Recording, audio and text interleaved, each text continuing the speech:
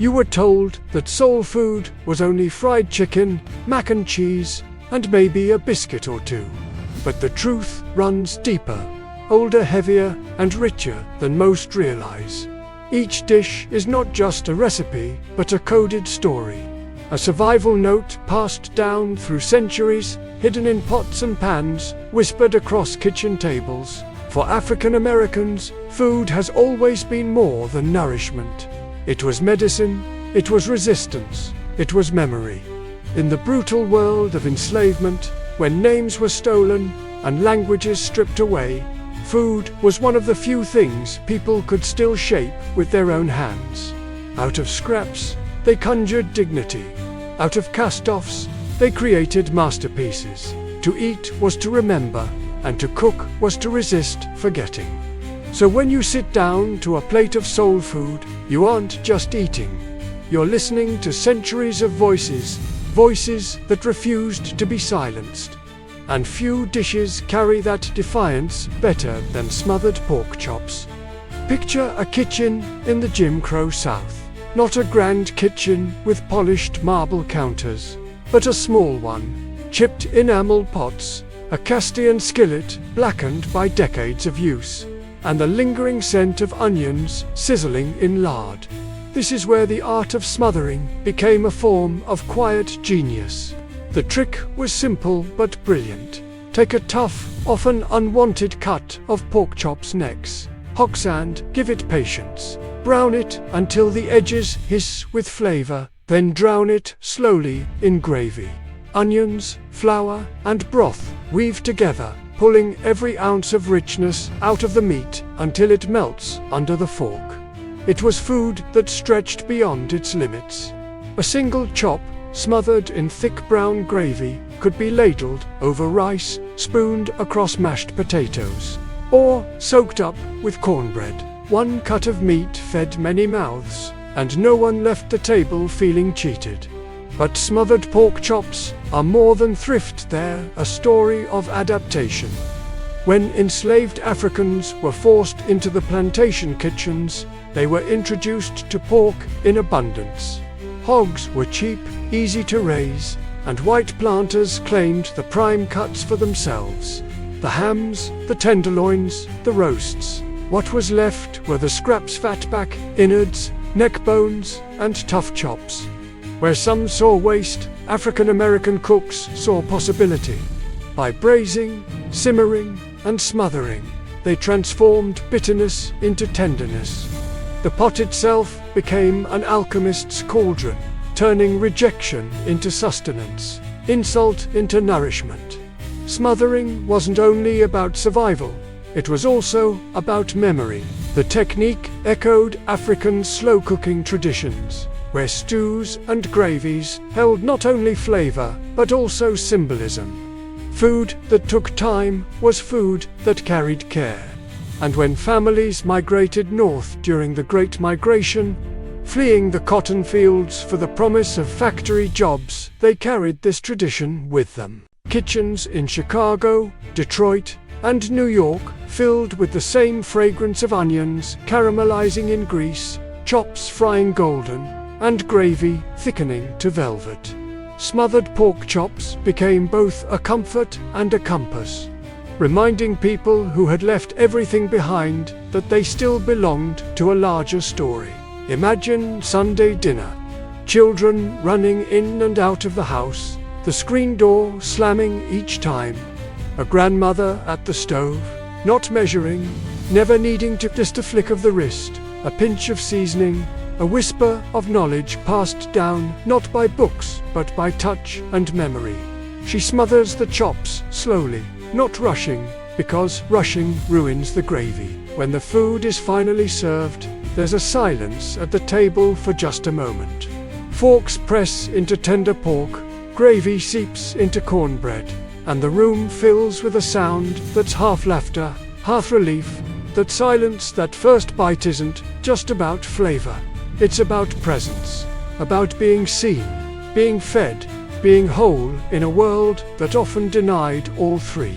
This is why dishes like smothered pork chops cannot be reduced to comfort food. They are comfort, yes, but they are also testimony. They speak to an age when comfort itself was radical, when a hot meal could mean the difference between despair and endurance. Food historians sometimes ask, why did soul food survive when so much else was erased? The answer is simple. Because food is not only eaten, it's remembered. Recipes are harder to chain than bodies, harder to silence than voices. And smothered pork chops, humble as they seem, carried that resistance from plantation shacks to northern kitchens, from Sunday dinners to holiday feasts. Today, the dish has taken on new lives. Some cooks add cream for richness, others keep it simple and earthy. Some serve it with garlic mashed potatoes, others with rice or biscuits. But in every version, the essence is the same.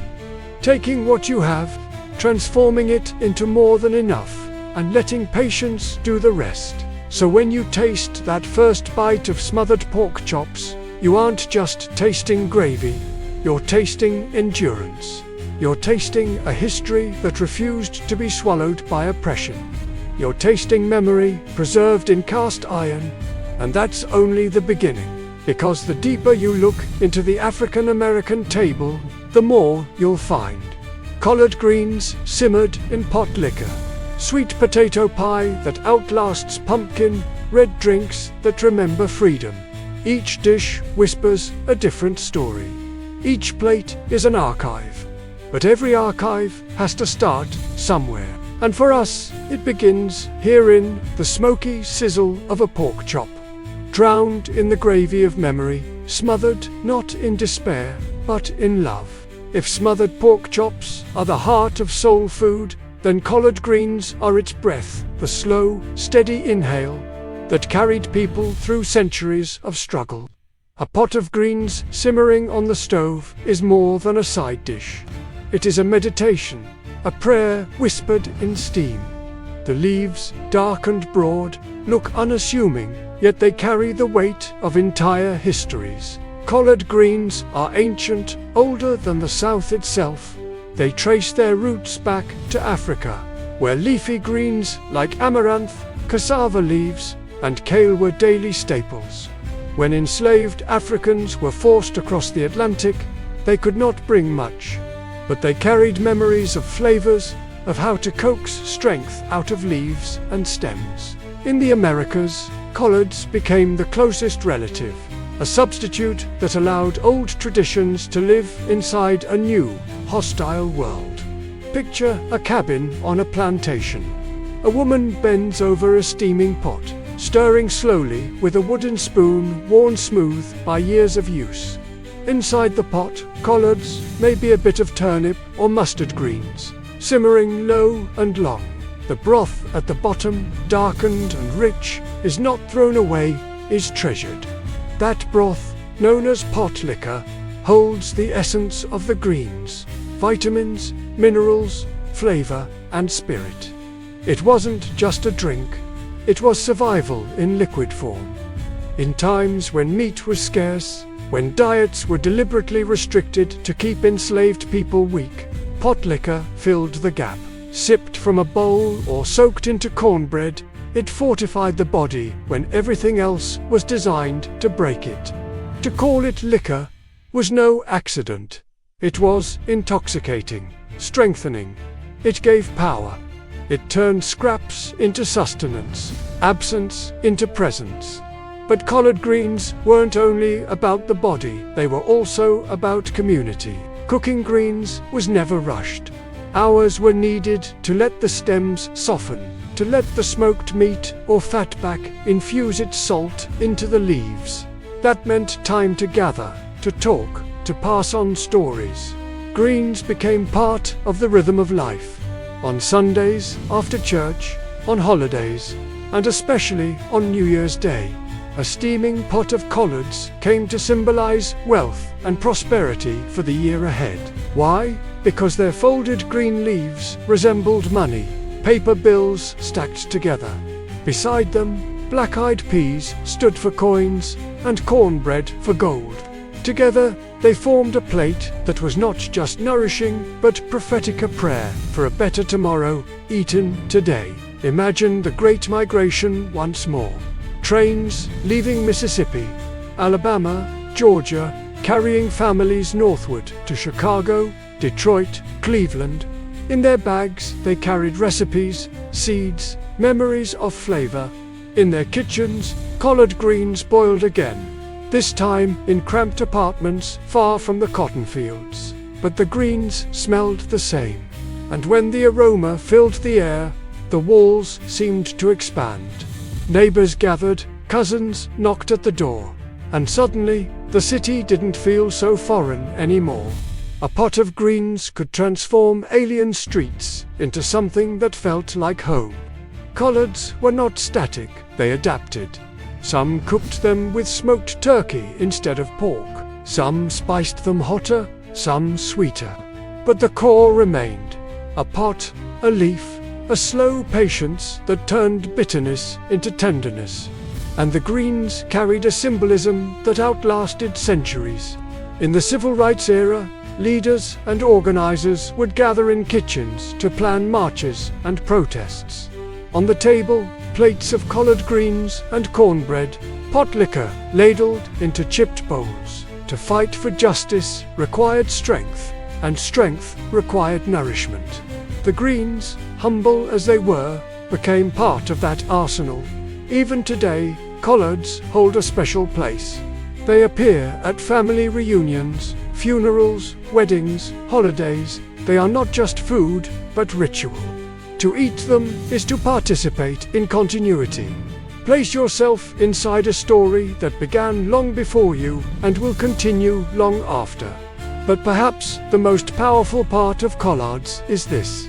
They remind us of the art of making do. They remind us that wealth is not measured in what you start with, but in what you create. Collard greens were never expensive, never glamorous, but through patience and skill, they became precious. And the pot, liquor dark, smoky, humble, teaches its own lesson. Nothing is wasted. Nothing is thrown away. Every drop matters. In the philosophy of soul food, there is no discard pile.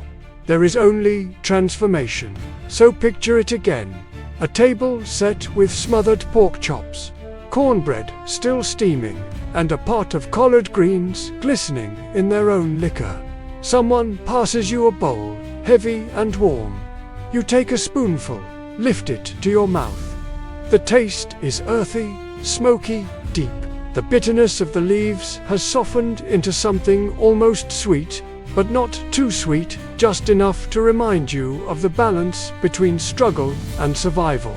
The pot liquor rolls across your tongue like memory itself, filling not just your stomach, but your spirit. This is more than food. This is medicine. This is history you can taste. This is a sermon in broth.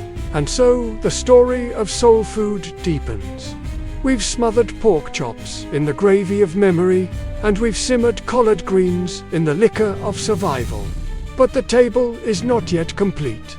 Because in the sweet corner of the soul food plate lies another story, one that speaks not of bitterness, but of resilience. Wrapped in sugar and spice, a story where roots pulled from the earth were baked into pies that tasted like hope itself. The story of the sweet potato pie. On every soul food table, amidst the savory and the smoky, lies something golden and sweet. The sweet potato pie, it glows like a sun baked into a crust. A dessert that seems to whisper, you have made it through another day. But this pie is not just sweetness for sweetness' sake. It carries the complicated story of survival, memory, and resistance, just as surely as collard greens and pot liquor. Sweet potatoes themselves hold a strange history. They are not native to Africa, yet they became one of the most beloved foods in African American kitchens. How, when enslaved Africans were brought to the Americas, they encountered crops unfamiliar to them. Among them was the sweet potato, a root already cultivated by indigenous peoples. Though different from the African yam, it offered a familiarity, starchy, nourishing, versatile. Enslaved cooks adapted their old traditions to this new root, baking, mashing, and seasoning it with cinnamon, nutmeg, and sugar when they could get it. In time, the sweet potato became more than a substitute, became an icon. In the hands of women cooking in plantation kitchens, pies emerged. They weren't merely desserts, they were acts of transformation, turning hardship into sweetness, bitterness into comfort. Picture a plantation kitchen in the 1800s. The air is thick with smoke from the open hearth. Iron pots clanging, the overseer's demands echoing outside. Yet within this harsh space, a woman carefully rolls dough. She mashes sweet potatoes with brown sugar, cinnamon, and milk. The scent rises warm and soft. For her, this pie is not just food, it is a piece of beauty in an ugly world, a small corner of sweetness carved out of cruelty. When she slides it into the fire and pulls it out again, golden and fragrant, it is a reminder that not everything has been stolen. That joy, too, can exist in captivity. As the years passed, sweet potato pie traveled. After emancipation, it moved into churches, where women baked dozens for Sunday gatherings. It appeared at holiday tables, Thanksgiving feasts, and funerals alike. Each pie told the same story. Life may be bitter, but there is sweetness too. During the Great Migration, when millions carried the South with them to the North, the pie became a portable piece of home. In cities like Detroit or Chicago, bakeries run by black families sold sweet potato pies year-round. In cramped apartments, ovens warmed with their scent. The pie reminded people of roots, even when those roots were far away. The sweet potato pie also holds a quiet cultural rivalry. In many white Southern households, pumpkin pie was the holiday standard. But in black kitchens, sweet potato pie reigned supreme. It wasn't just about taste, it was about identity. Pumpkin pie belonged to another tradition, another story. Sweet potato pie belonged to us. It was the flavor of resilience. The dessert that said, we take what was given and we make it ours. The pie's symbolism only deepened in the 20th century.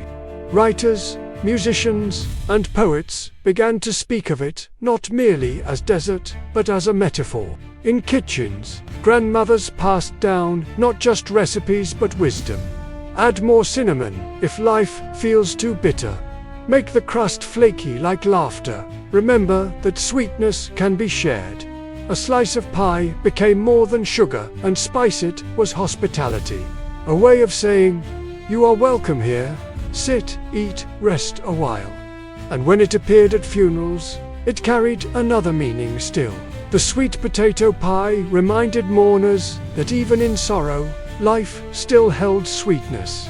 It was comfort food, in the truest sense. Food that comforted not just the body, but the spirit. Think of the civil rights era once again. Imagine gatherings late at night, leaders meeting in kitchens after long days of marches and jailings. On the table, alongside coffee and cornbread, sat pies. They gave energy, yes, but they also gave reassurance. Every bite reminded them, we come from people who know how to turn roots into something beautiful. We can endure. The pie was never just dessert, it was prophecy baked in sugar and spice. Even today, the sweet potato pie has not lost its place. At family reunions, someone always brings at least 2, often 3. Arguments break out over whose crust is flakiest, whose filling is smoothest. Recipes are guarded secrets, passed down like heirlooms. Some families make theirs with evaporated milk, others with cream. Some add nutmeg, others prefer just cinnamon. But the essence never changes. The pie is golden. earthy, sweet, and perhaps what makes it most powerful is this: it tastes like home, no matter where you are. Take a bite of sweet potato pie, and the flavors open slowly. First, the crust crumbly, buttery, delicate. Then the filling soft, spiced, both earthy and sweet. The taste is grounding, as though the earth itself has been sweetened just for you. It is nourishment, but it is also memory. In every slice, you taste the story of survival turned into celebration. Together now, our soul food table grows. Smothered pork chops sit heavy with history. Collard greens steam with the breath of survival. And the sweet potato pie gleams like sunlight breaking through clouds. Each dish tells a chapter of the same story. How a people, given scraps and roots, carved a cuisine that fed not just the body, but the soul.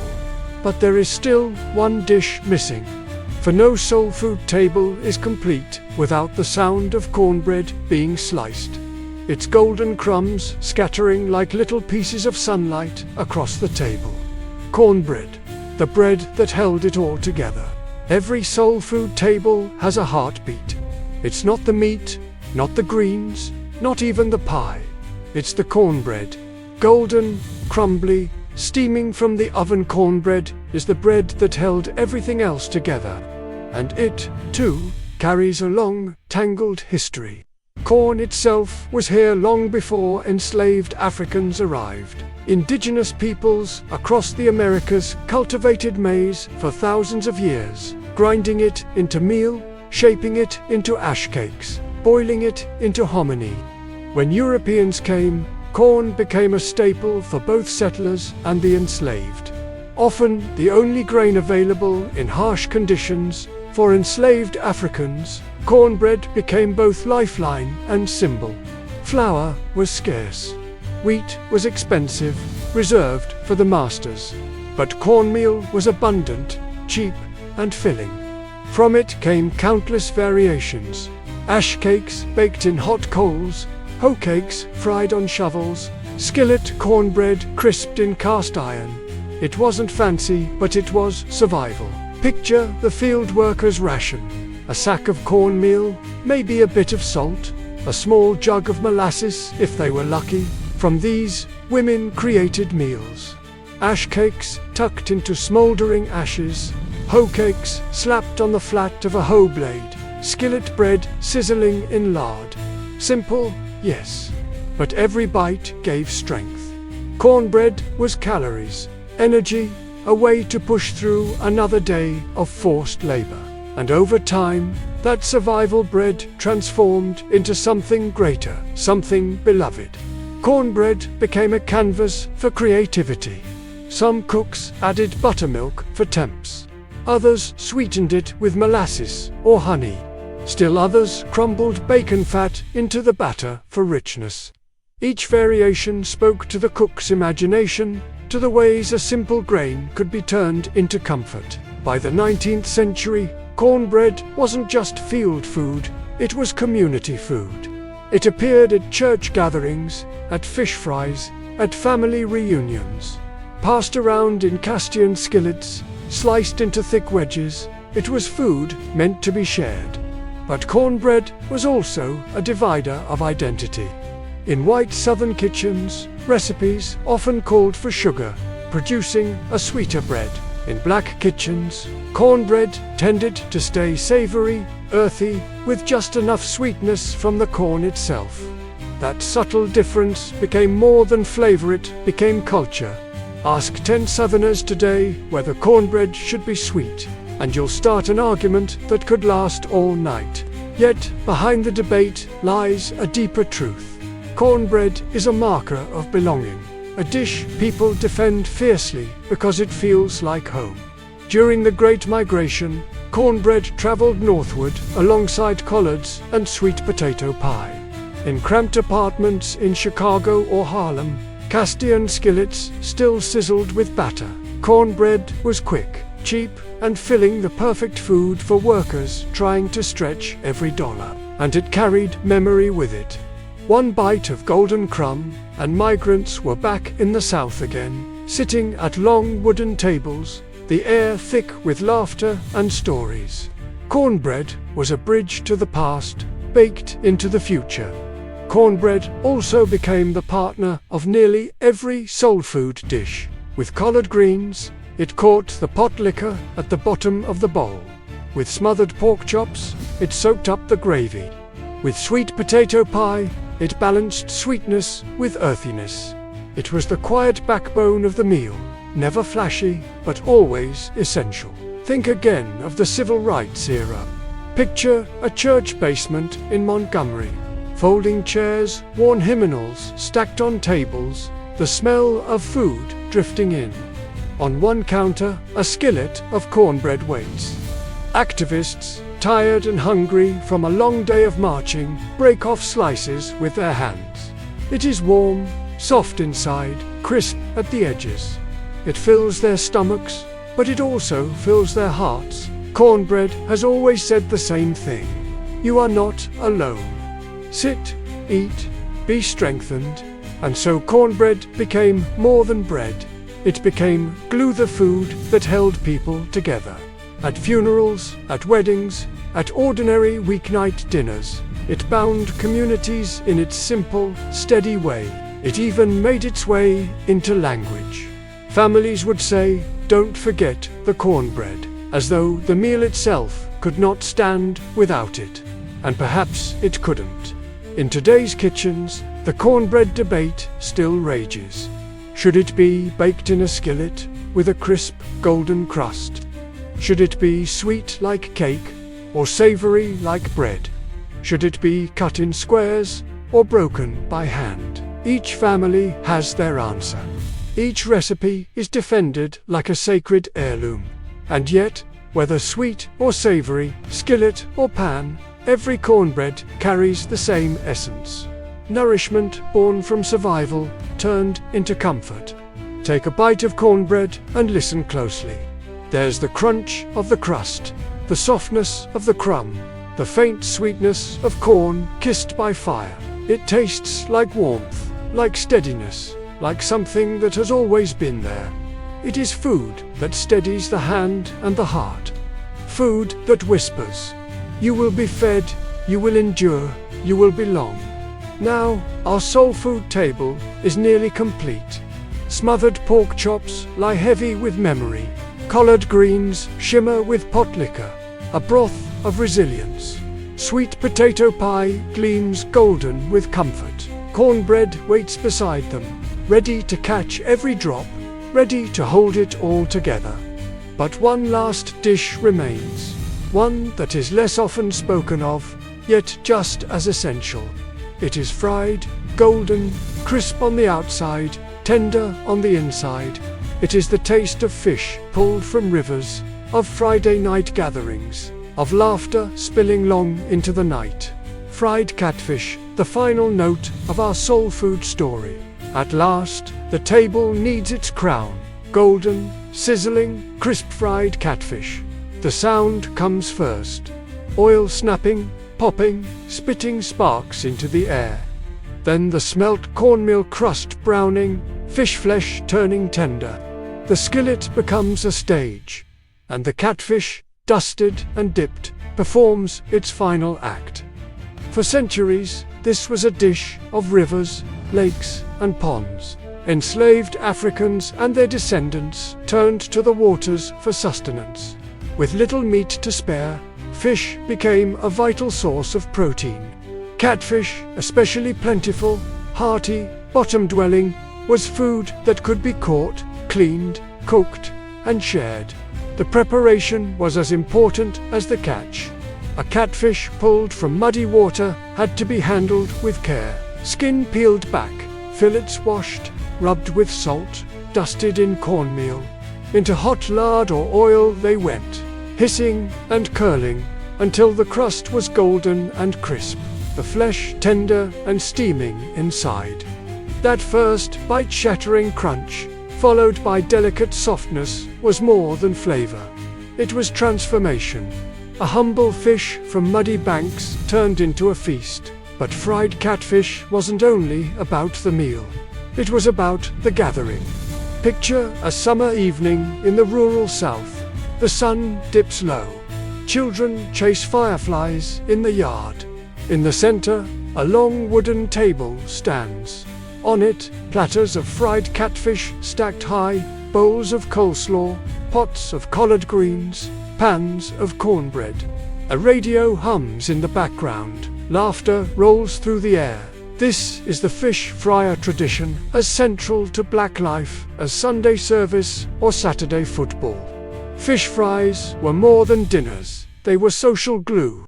Weddings, birthdays, funerals, fundraisers, protests, whenever the community needed to gather, someone lit the oil, someone fried the fish. During the Jim Crow era, when segregation barred entry to restaurants, the fish fry became a safe haven.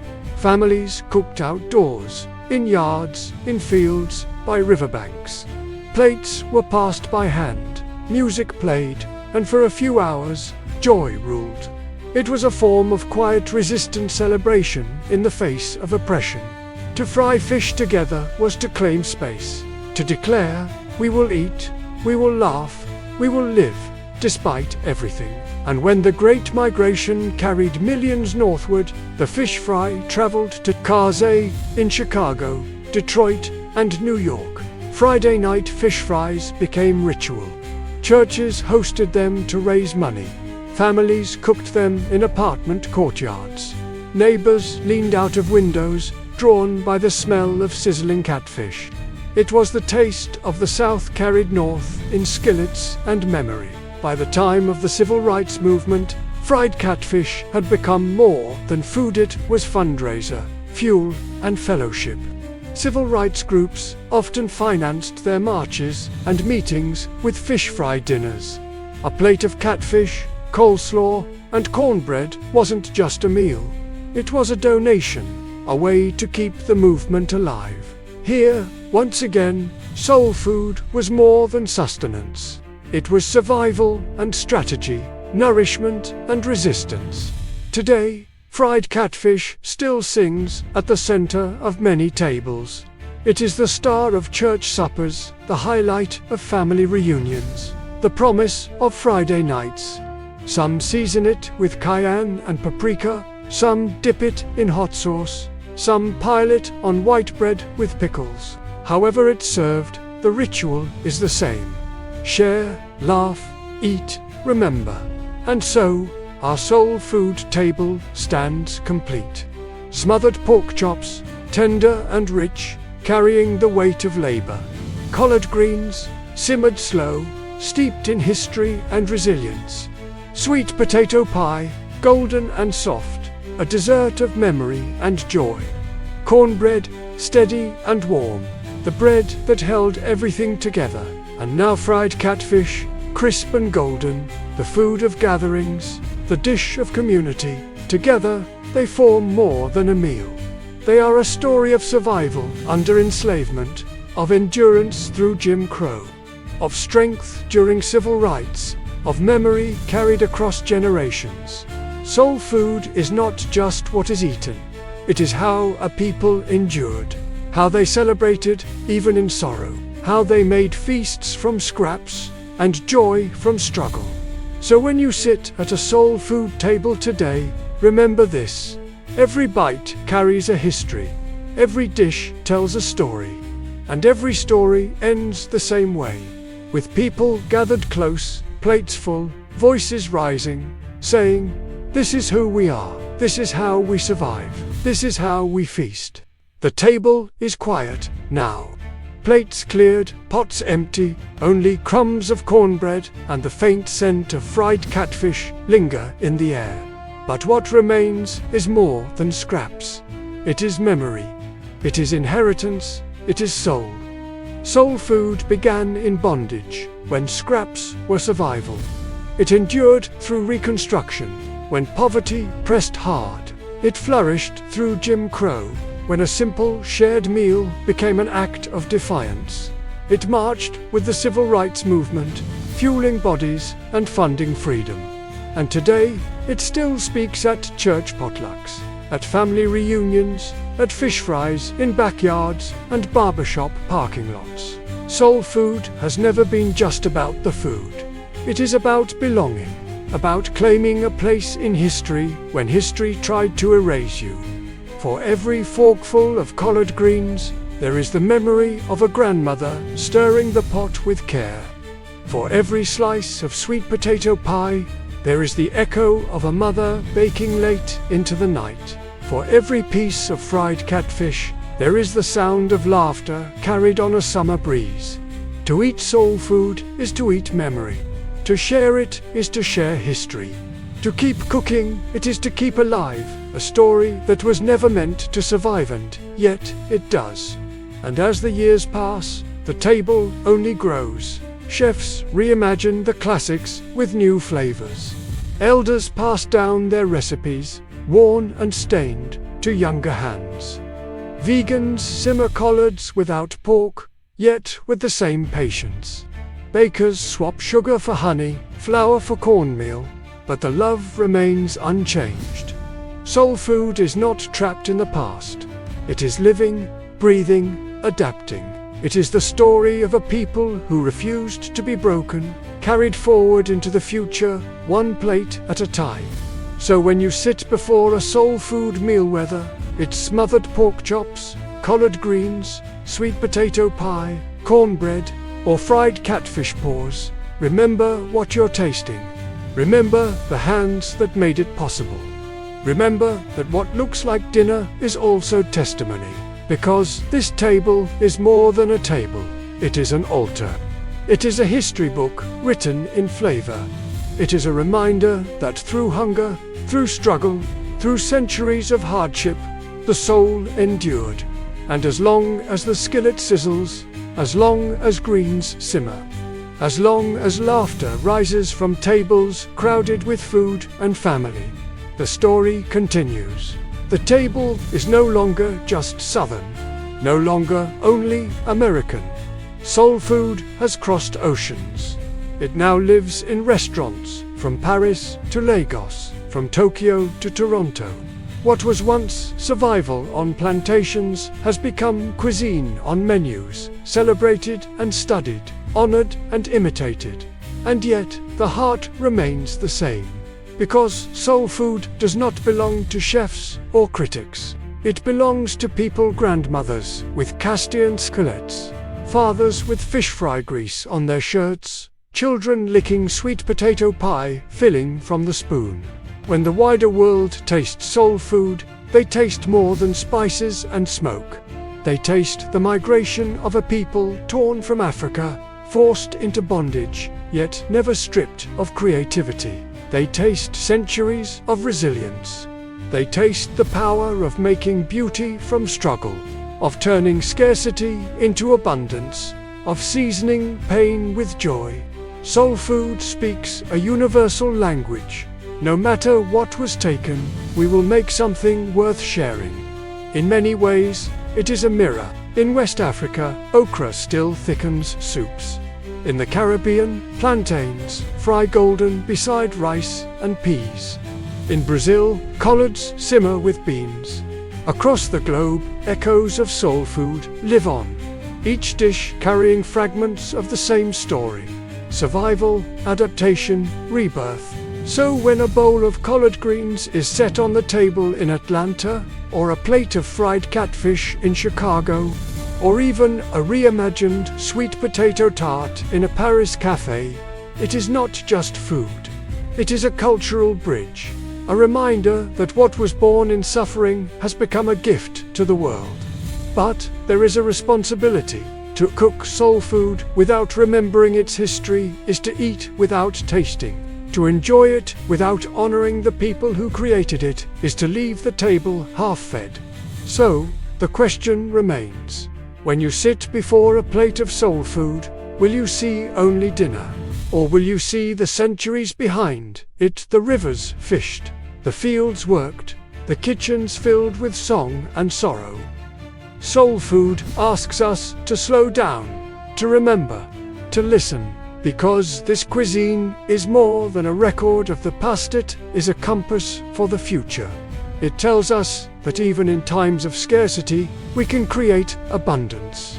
That even in the face of injustice, we can gather, laugh, and share. That even when everything is taken, culture can survive, simmering in pots, rising from ovens, passed from hand to hand. So here is the final truth. Soul food is not just African American history. It is not only Southern tradition. It is human resilience, plated and served. It reminds us that to eat together is to survive together. That to share food is to share strength. That to honor the past is to nourish the future. And in that way, the soul food table is not finished. It is only set, waiting, ready for whoever will sit down next, to taste, to remember, to carry the story forward.